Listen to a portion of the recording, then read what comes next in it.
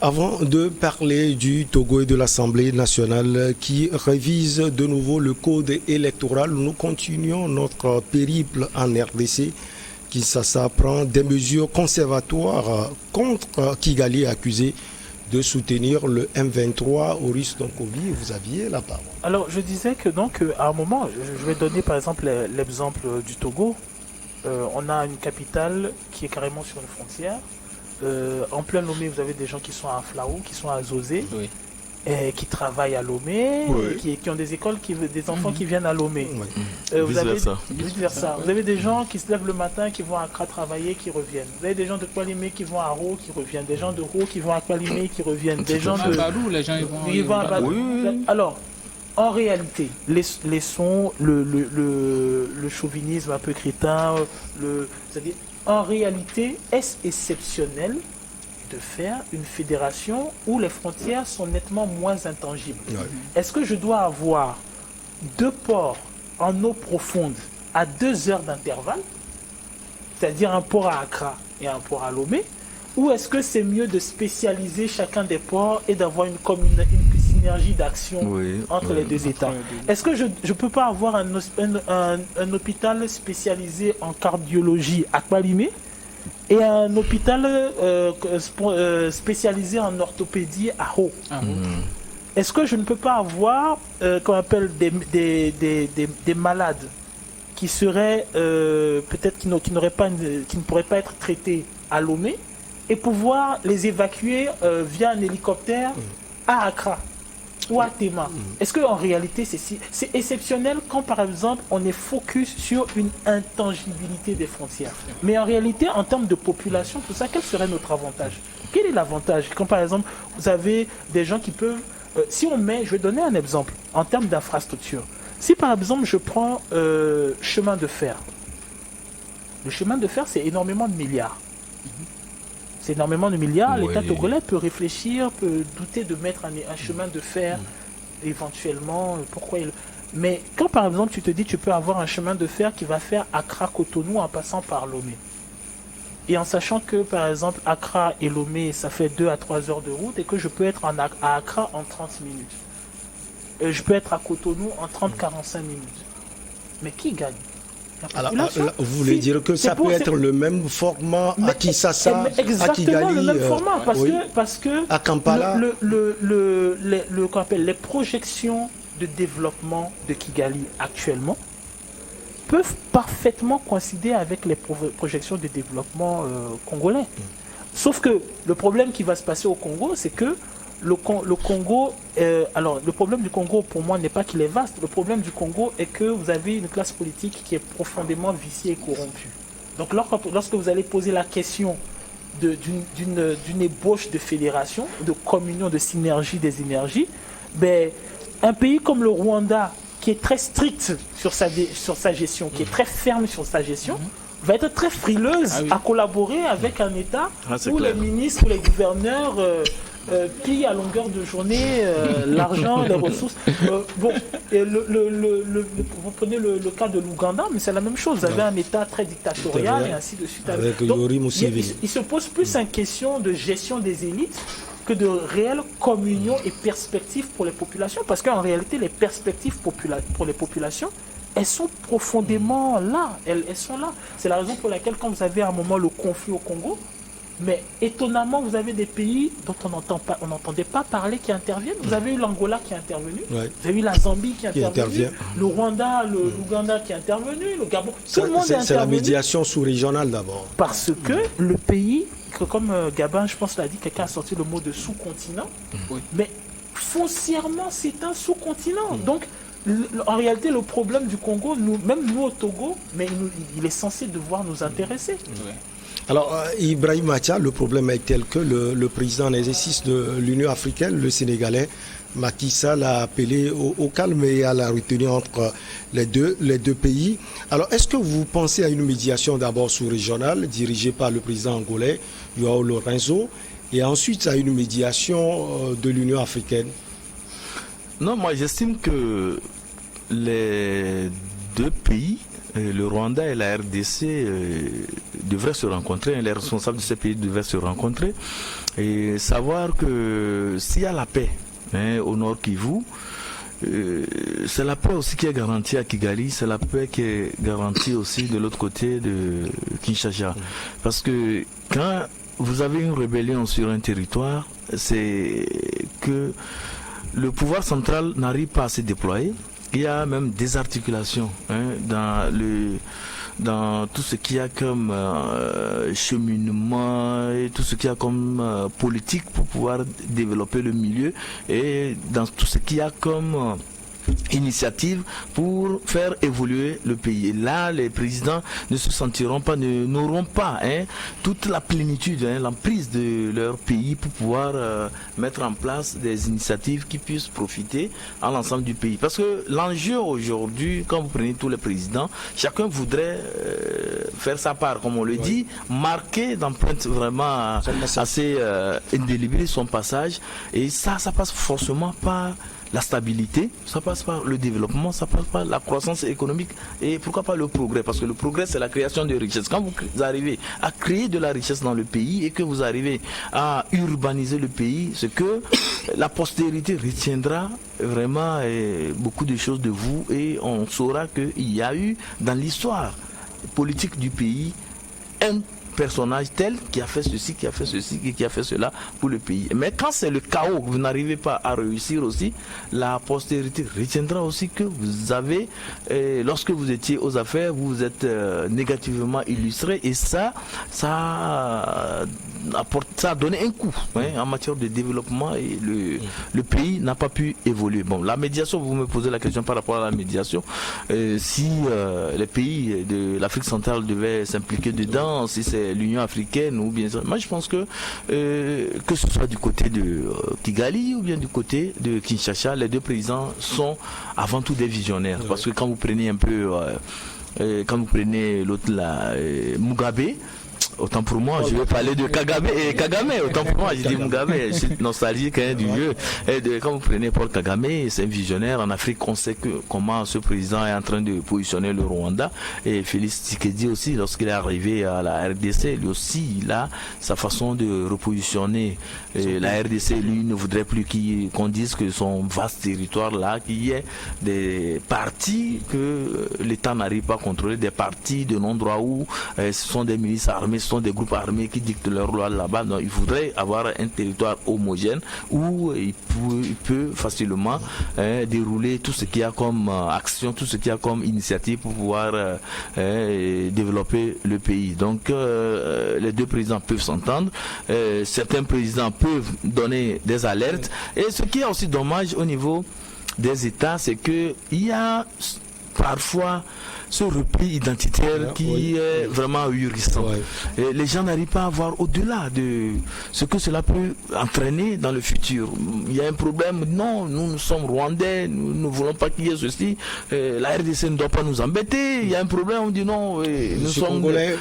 Congolais, quoi, c'est quoi la RDC, le Rwanda, c'est quel pays, mais ils sont combien, ils sont quoi, qu'est-ce qu'ils ont comme richesse, ils ne peuvent pas nous dicter des choses. Mais alors qu'en réalité, il suffisait seulement de voir la chose de façon beaucoup plus globale. Nous sommes africains, qu'est-ce que nous voulons pour l'Afrique? C'est que l'Afrique évolue, c'est que l'Afrique puisse s'émanciper. Et là, je pense qu'il y aura des actions qui peuvent passer. Et sans oublier aussi la longévité au pouvoir, ça aussi ça pose problème, parce que quand un président sait qu'il est en difficulté et que le mandat prochain risque d'être vraiment en tout cas comme on le dit, un souci pour lui, ou bien un casse-tête chinois, il est obligé de créer une situation pour divertir les gens et profiter en même temps et s'insérer, faire le forcing et passer comme si de rien n'était. Ça, c'est le propre des dictateurs africains. Je pense que nous devons, à un moment donné, comprendre, aller au-delà de ça, vite comprendre leur manège. Quand ils commencent par s'agiter, on sait où ils veulent aller et on peut en même temps se lever les ONG, la société civile, les partis politiques doivent se positionner et dire que, messieurs, ce que vous êtes en train de faire, vous êtes en train de blaguer avec le destin de tout un pays. C'est pas parce que vous avez des intérêts intérêts en jeu que vous allez mettre le pays dans la merde, vous comprenez? Donc, il y a, sous d'autres choses, ça se fait. Oui. Sous d'autres choses, si je prends le cas du Sénégal, à un moment donné, avec Ouad, il y a eu des sérieux problèmes. Mais quand la société civile sénégalaise s'est levée, il y a eu un travail qui a été fait, c'était vraiment une union sacrée. Tout sauf Ouad, et ça a marché. Ça a marché. Alors, Gabin, vous pensez que ces mesures conservatoires, pour terminer avec la RDC, vont rendre plus compliquée la situation actuelle entre les deux pays? Alors, aujourd'hui, il faut poser le problème de façon assez basique.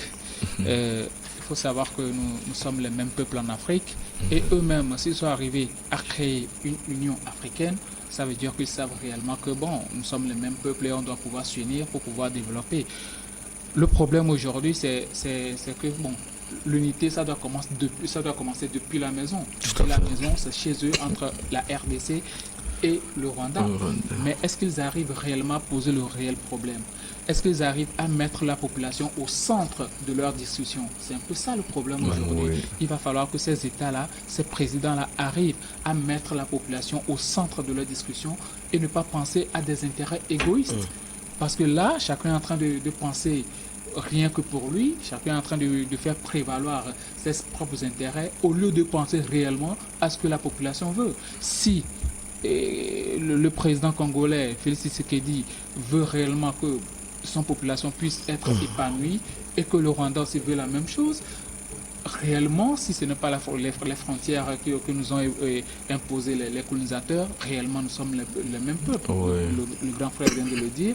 Il y a des peuples ici au Togo, ben, tu retrouves pratiquement les mêmes Nord au Ghana, tu retrouves pratiquement les mêmes Nord au Bénin. Donc, moi je connais un certain Hila, il y a des Hila ici, mais de l'autre côté du Bénin, il y en a plein. Les langues sont séparées. Donc, pratiquement, on doit pouvoir arriver à s'entendre et mettre le peuple et le développement au centre de la discussion. C'est ça la base. Si aujourd'hui Macky Sall peut faire la médiation, mais si on n'arrive pas à ce compromis-là, à savoir que bon, nous sommes les mêmes peuples et nous pensons réellement ce que nos populations doivent se développer, alors là on n'arrivera à rien.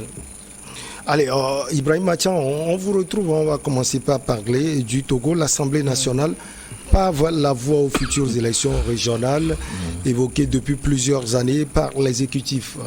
Mardi 24 mai 2022, l'institution parlementaire a retouché le code électoral et la charte des partis politiques pour l'adapter aux prochaines échéances électorales. La modification donc du code électoral permet désormais, Ibrahim Mathian, à la CENI d'entrer définitivement dans la préparation des élections régionales. Oui, je pense qu'il le fallait parce que les élections régionales, c'est pour la première fois que nous voulons l'essayer au Togo. Vous savez que nous le disons toujours, la décentralisation telle que pensée au niveau du Togo, c'est à deux échelons. Il y a l'échelon des communes et il y a eu déjà des élections locales en ce sens. Et vous savez que les mairies commencent par fonctionnent déjà. Il y a déjà des maires et voilà et des conseillers municipaux qui sont là et qui travaillent au niveau des communes. Donc l'autre échelon sont les régions. Donc il faut aller vers un conseil régional aussi. Et pour pouvoir aller au conseil régional, le processus, c'est qu'il doit avoir forcément les élections. Donc s'il doit y avoir élection, ça voudrait dire que le code électoral aussi doit s'adapter à cette nouvelle forme d'élection. Puisque quand on parle d'élection régionale, il faut tout de suite voir les circonscriptions électorales. Ce n'est plus une question en tout cas de mairie, de canton ou bien des choses, mais maintenant on a pris la préfecture comme une circonscription électorale. Donc il fallait notifier cela, il fallait que cela soit bien écrit au niveau du code électoral, bien spécifié au niveau du code électoral. Je pense que l'Assemblée nationale a travaillé en ce sens. Et quand vous voyez aussi tout ce qui a été l'exposé de motifs aussi, il y a eu certaines améliorations aussi qu'on voudrait introduire, de manière à ce que la CENI puisse convenablement travailler et puisse organiser ces élections. Voilà ce qui s'est passé en matière modification de certaines dispositions contenues dans le code électoral. Mais quand nous allons au niveau des chartes des partis politiques aussi, il y a aussi un autre débat. On a fait ce débat. Tout à fait. Il y a aussi un débat autour de ça. Donc, mais dans tout ceci, c'est dire qu'il y a d'abord cette volonté d'améliorer, de parfaire les processus électoraux au niveau du Togo. Et en même temps, je pense que les institutions, je veux parler de la société civile et tout ça là, ne doivent pas baisser la garde, parce que quand il y a des améliorations, on dit on veut améliorer, et que vous baissez la garde au finish, parce que ça aboutit à des situations qui, à mon avis, ne sont pas de nature quand même à garantir la continuité de l'État, et ce ne sont pas aussi des situations qui puissent permettre à ce que nous appelons de notre vœu, c'est la stabilité, oui. À ce que vraiment la stabilité puisse régner, parce que quand un camp ou bien une catégorie de citoyens se sent peut-être exclus du processus, parce que des gens à un moment donné, parce que ils ont le vent en poupe, ou bien parce que ils ont tous les leviers au niveau de l'Assemblée nationale, se sont retrouvés et ont éjecté certains hors du circuit. Vous comprenez que ça a créé des frustrations, et au finish, c'est que ça, pour pouvoir évacuer ces frustrations, c'est que c'est la violence qu'on utilise, et là c'est tout le pays qui prend un coup. Moi, je pense que il faudrait que tout ce qui a été fait, puisque quand vous lisez un peu les modifications, les articles, tout ça là, il y en a qui, à mon avis, ne plaît pas à certains acteurs politiques. Certains ont eu à se prononcer là-dessus, mais de façon globale, l'idée qui sous-tend, parce que quand vous lisez l'exposé de motifs, vous comprenez que le commissaire du gouvernement l'a dit, c'est pour parfaire le processus électoral, c'est pour faire en sorte que le code électoral que nous avons aujourd'hui soit en adéquation avec les élections régionales que nous voulons vraiment organiser. Alors, Auris Donkovi, l'importance de la révision du nouveau code électoral se dégage, mais Ibrahim Acha a touché aussi quelque chose. Cette chose est liée à la représentativité de l'Assemblée nationale.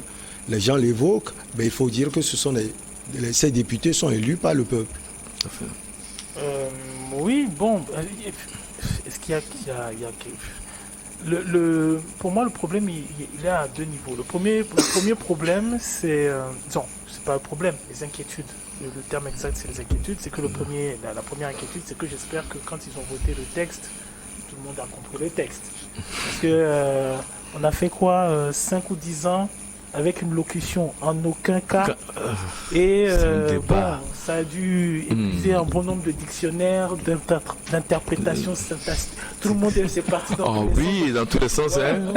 J'espère que pour une fois, tout le monde s'entend sur les termes, et que qu'on n'aura pas les frictions qu'on a coutume d'avoir. Ensuite, oui, représentativité, d'accord, décentralisation, d'accord. Après, j'ai quand même le sentiment, c'est une inquiétude, que ça se complexifie. Petit à petit, oui, on décentralise, mais ça se complexifie. Donc bon, espérons que le fait que cela se complexifie ne va pas alourdir une certaine mécanique. C'est un peu ça mes inquiétudes. Maintenant, c'est difficile de se prononcer sur les textes quand on n'a pas encore vu en évidence ce que ça donne sur le terrain. Les gens vont avoir leur inquiétude, certains vont être particulièrement enthousiastes. Ben, c'est les élections prochaines qui nous diront un peu comment on s'en sort. Maintenant, je pense que au-delà de ça, il y a, si vous voulez, alors les populations éduquées sur les nouvelles dispositions, ce que l'on fait très peu, parce que les gens ils constatent, au fait on a mis au courant, ils constatent, il n'y a pas une éducation, il n'y a pas une sensibilisation, il y a un travail d'éducation qui n'est pas fait à mon sens. Et puis secondo, je pense qu'il y a aussi un travail d'éducation qui doit être orienté vers ceux qui décident d'être candidats. Parce que pour beaucoup, c'est beaucoup plus une question de se faire des sous que d'une réelle représentativité. Voilà, il y a cet imaginaire-là qui est très entretenu de la politique business l'homme qui va faire carrière pour lui, voilà. Et ça, c'est, si vous voulez, je pense que c'est un gros souci au niveau des élections togolaises et même africaines, parce que lorsque les gens se portent en candidat, ben, il y a toujours cet imaginaire de l'homme qui veut faire son business et qui en réalité ne représente pas grand-chose, en tout cas ne représente pas ceux qu'il dit représenter. Et on verra les élections prochaines, en tout cas la manière dont cela se passe, élections régionales. régionales, nous dirons comment cela se passe. Après, il y a aussi ce dernier point là, je vais terminer avec celui-là, c'est la sensation qu'on est perpétuellement en campagne. J'ai l'impression qu'on est perpétuellement en campagne et qu'on ne fait pratiquement pas de bilan. On lance des actions, on lance des projets, on lance des organismes, on amorce des organisations, mais étonnamment, on a la sensation de bilan qui n'est jamais présenté. Là, on va faire les régionales, on va terminer les régionales, on va repartir pour les législatives, on va faire les présidentielles municipales, on aura à peine fini les municipales. Il n'y a qu'une section d'élections. Voilà, en municipal, on va recommencer avec les régionales, et finalement, vous avez toute une population, disons, toute une portion de la force vive du pays qui est mobilisée, mais qui n'est mobilisée que pour des questions électoralistes. Donc là, par exemple, on a statué sur les régionales, bientôt on va donner les dates, et tout ce qui sera dit sur le plateau, qui sera présenté, sera en vue d'une potentielle élection. Sauf qu'on sait très bien qu'entre le dire et le faire, il y a vraiment un décalage. Alors, comme information, les modifications apportées à la loi relative au code électoral introduisent notamment la préfecture comme circonscription électorale en vue de l'élection des conseillers régionaux. Elle précise également la répartition du nombre des conseillers régionaux par préfecture et revoit à la hausse le nombre de conseillers régionaux répartis par préfecture pour leur élection. Gabin Adiao. Il va falloir s'asseoir et essayer de faire l'état des lieux de toutes les élections qu'on est en train de faire depuis maintenant. Qu'est-ce qu'on a pu obtenir de ça? C'est très important de le faire parce que là, on peut pas avoir que des élus qui sont là pour avoir des salaires et ne produisent absolument rien comme richesse. On vient de finir les élections communales. Il y a des maires qui n'arrivent même pas à déterminer encore leurs attributions. Et le ministre de l'administration territoriale aussi, il est en train de patauger dans cela parce que bon, il ne sait pas réellement là où il doit intervenir et là où il ne doit pas encore intervenir. Oui. Et on va enchaîner avec les régionales. Déjà, il va y avoir un problème entre les préfets et ces élus qui vont s'ajouter encore aux maires. Et par après, il y aura encore les élections législatives. Ensuite, l'élection présidentielle et ensuite encore l'élection municipale. Donc, il y a une succession d'élections. Premièrement, ça pose un problème économique parce que on est en train de financer les élections sur fonds propres. Alors qu'on est en train de parler de famine, il va falloir qu'à un certain moment, on arrive à s'asseoir. Vous voulez une élection générale peut-être, comme cela se fait? Une élection générale. On détermine une période et puis bon, si c'est à 2025 pour l'élection présidentielle, on combine tout et puis bon, on le fait. Pourquoi pas? Ça ne fait du mal à personne. Ceux qui sont là, ils vont gérer les affaires courantes jusqu'en 2025 et puis on fait une élection. Mais si on fait les choses comme ça, premièrement, il va falloir qu'on explique réellement les tests à ceux-là qui vont arriver en poste parce qu'il y a toute une situation qui est en train de se passer que la plupart des gens ne maîtrisent pas. Il va falloir expliquer tout cela et que les gens connaissent réellement leurs attributions pour que, bon, quand ils vont arriver en poste, il n'y ait pas de problème. Un maire ne va pas dire, bon, moi je vais faire ceci. Et bon, le ministre de l'administration territoriale va se dire, non, ça là, tu as besoin de mon aval avant de le faire. Par exemple, est-ce qu'on a expliqué aux populations, ok, un conseiller régional, ça sert à quoi? Ça sert à quoi? Question simple. Ça sert à quoi un conseiller à chaque régional? moment, on demande à la population, va voter, sans qu'ils ne sachent réellement pas ce qui est en train de se passer. Bon, le code électoral, ils peuvent le toucher. Hein. Moi, je ne trouve pas de problème à ça parce que ça date depuis 2002, je pense. Et je pense que, bon, à un certain moment, au vu de la situation, les lois doivent s'adapter aux périodes que nous sommes en train de vivre. Moi, le problème ne se pose pas.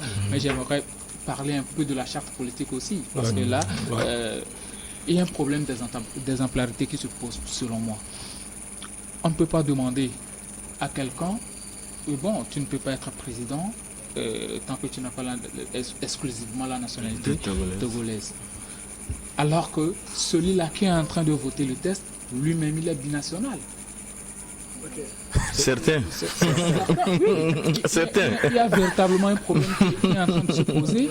Et un député, c'est quand même celui-là qui légifère pour la nation, c'est lui qui interpelle même le gouvernement sur les actions qu'il a. Tout à fait, le contrôle de l'action gouvernementale. Il va falloir qu'on soit sérieux sur certains points. C'est bien vrai que bon, le président doit être exclusivement togolais, on ne refuse pas pour éviter le cas de Blaise Compaoré au Burkina Faso. C'est bien beau. C'est bien aussi de relever le nombre de personnes qui doivent créer le parti politique. C'est bien beau qu'un parti politique doit avoir un siège pour qu'il n'y ait pas des partis politiques itinérantes, leur comptabilité. Mais le problème de binationalité, il y a un réel souci qui se pose et sincèrement, il va falloir trancher réellement parce que celui-là même qui est à l'Assemblée nationale, bon, un député est appelé à devenir président de la République en cas de vacance de pouvoir. Donc si lui-même il est binational, qu'est-ce que ça va être par après? Là-bas, c'est l'intérim. Il faut réellement poser le problème, il faut poser le débat et puis bon, essayer de revoir la situation. Il n'y a pas de problème, parce qu'on ne peut pas voter un test aujourd'hui et à chaque moment on va faire des retouches. Ça n'avantage pas le tout à fait. Là, ça va être violent. Oui, la question des comptes, effectivement. Non, tout à fait, parce que non, moi je pense qu'il faut responsabiliser les gens. Parce que quand vous êtes un acteur politique, peut-être que sous les tropiques, on fait la politique pour pouvoir avoir des sous. Mais sous d'autres cieux, quand on dit la politique, c'est que vous apportez quelque chose au pays. Vous participez à la formation des citoyens. Vous participez à la construction d'un État. Et là, ce ne sont pas des aventuriers qui doivent être à la tête des formations politiques. Ce doit être des gens qui ont la fibre patriotique. Et des gens qui aiment véritablement le pays, des gens qui veulent que le pays puisse évoluer. Donc si c'est un aventurier, quelqu'un qui débarque de nulle part avec une autre nationalité, il arrive, il crée un parti politique, il prend la direction de ce parti politique, du jour au lendemain, il crée une situation, allez, il détale, il fuit, il part, mais vous êtes dans la merde, surtout que nous sommes maintenant avec des réseaux extrémistes et tout ça là. Quelqu'un va venir avec son pouvoir financier, on essaie d'où il vient, il est recommandé par qui, vous ne savez pas, il vient, tout le monde voit l'argent, on court, on dit c'est le parti, oui. Et vous savez, les élections en Afrique, les élections en Afrique, vous les connaissez, elles sont, vous comprenez. Et là, la suite, vraiment, c'est inquiétant. Donc il faut responsabiliser les gens, il faut amener les gens à avoir cette fibre patriotique avant de prendre la direction d'un parti politique. Parce que moi j'estime que faire de la politique, diriger un parti politique, c'est une lourde responsabilité, donc c'est pas n'importe qui doit être à la tête d'une formation politique. On finit toujours avec vous, on va parler également de la désignation des sénateurs par les conseillers municipaux et régionaux qui seraient envisagés par la révision de ce code électoral. Oui, puisque c'était prévu. Quand vous prenez le corps électoral qui sera chargé d'élire les sénateurs, c'est parmi les conseillers régionaux. Ils ont aussi leurs représentants. Au sein du Sénat, il y a une grande partie, je pense que c'est les deux, je ne maîtrise plus les tests, mais non, je risque de dire des conneries, je vais revoir encore vraiment les tests, mais c'est qu'ils ont une part de responsabilité, une part active à jouer dans l'élection ou bien dans le choix des sénateurs. Ça a été un plaisir de vous avoir sur ce plateau au Russe. Vous voulez ajouter quelque chose? 30 secondes. Non, mais tout simplement que quand tu as énoncé l'histoire de Sénat, ça m'a fait penser à une technique managériale qui consiste à avoir des employés. Et en fait, au lieu d'avoir un directeur et des subalternes, tu nommes tout le monde directeur. Et ça marche. Merci beaucoup à vous, Russe. Donc, oui, vous êtes activiste panafricain. Merci également à Gabin Adjao, juriste, analyste politique. Ibrahim Acha, c'est un confrère, directeur de publication de Temps Nouveau. Infini merci à vous, excellente semaine à vous. Merci excellente beaucoup. Semaine à vous également. On se retrouve la prochaine fois, toujours avec le même plaisir. À bientôt.